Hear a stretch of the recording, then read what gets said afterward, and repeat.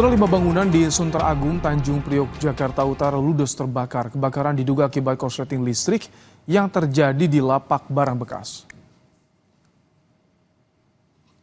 Korsleting listrik diduga dari sebuah lampu pada lapak pengolahan barang bekas. Banyaknya material yang mudah terbakar membuat api dengan cepat membesar dan menyambar 4 tempat usaha lain.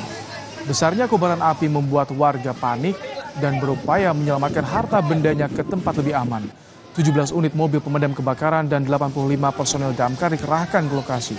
Api padam usai 1 jam proses pemadaman kebakaran.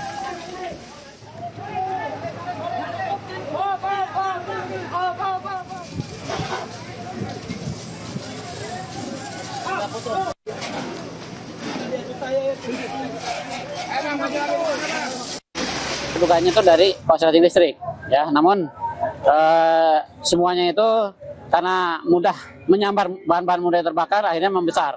Dan pertama kali informasi, petugas kami meluncur, api sudah membesar.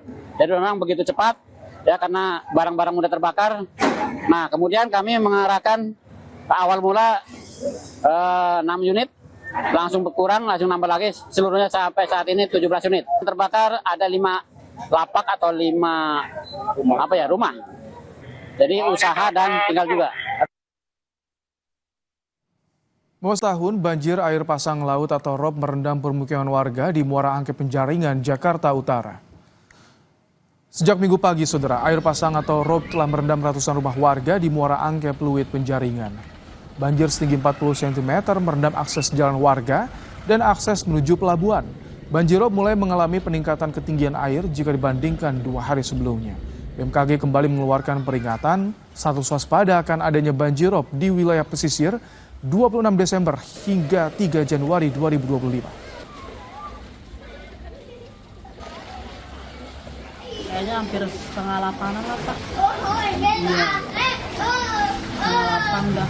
Ini mah kayaknya kemarin mah nggak begitu parah, cuman jalannya yang parah tuh. Paling saya ini doang di semata kaki kalau kemarin. Kalau ini kayaknya agak masuk dia, Pak. Nggak tahu ntar saya ini. Waktu yang 2 minggu yang lalu tuh sampai tanggal 3 lelep, Pak. Itu saya ngontak di situ, Pak.